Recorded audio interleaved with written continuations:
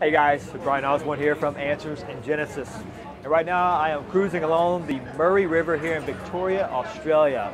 Having a good day, even though it's a bit rainy, still a great time. Beautiful sights to see. Looking for koalas. Haven't seen any yet today in the trees, but having a good time with David and Carol here in Australia. Doing a lot of different speaking events in this area. But as we're cruising down the river, actually about coming to a stop here, I thought I'd do a quick video about the life and reign of Joash. Lots of interesting things happen in his particular life, unique character on multiple levels.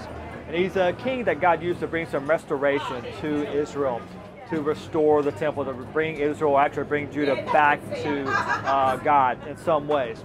And it's interesting, of course, we look at the lesson, his life was in danger, as were many descendants of David. Athaliah was killing the descendants of David, those who had rightful claim to the kingdom, to the kingship, so she could take over and rule over the area. And she was killing all of the rightful heirs to the throne.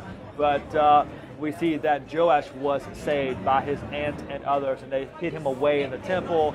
And then after a few years, that's when they actually, Jehoiada and others bring him up and they proclaim him as king, and then Athaliah is killed and he takes over as king at the age of 7 years of age. So quite young to be king over a nation. But he is just that.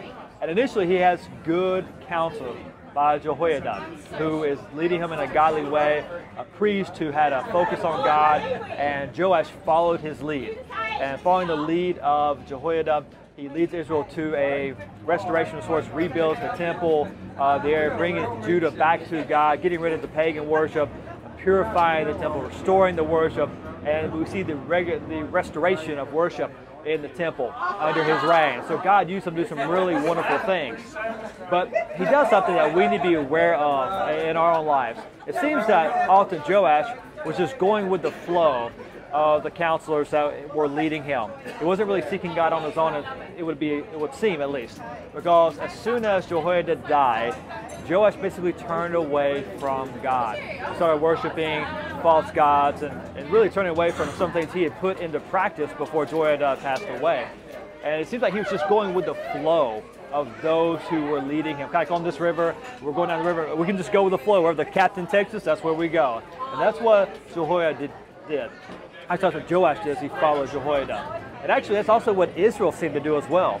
When their king was doing godly things, Israel seemed to follow suit. They weren't following God, they were following the king, the man. And then when their king turned away from God, they turned away as well. And so that really should be a reminder to us that as we are walking out our Christian lives, we don't want to follow a person, we want to follow after God. Be sure we're seeking after him, not the traditions of men, but that God is our focus. And so as we look at this lesson, we can pull a lot away from this, a lot of unique things happening. Also, by the way, we notice that God preserves the Davidic line by protecting Joash. And that's really important because he made a promise to David that your kingdom will last forever and from your kingdom will come the Messiah. There's lots of really important things there, but let us remember as we do this, we want to seek to follow after God and not after man. Hope that's encouraging to you. You guys have a great day.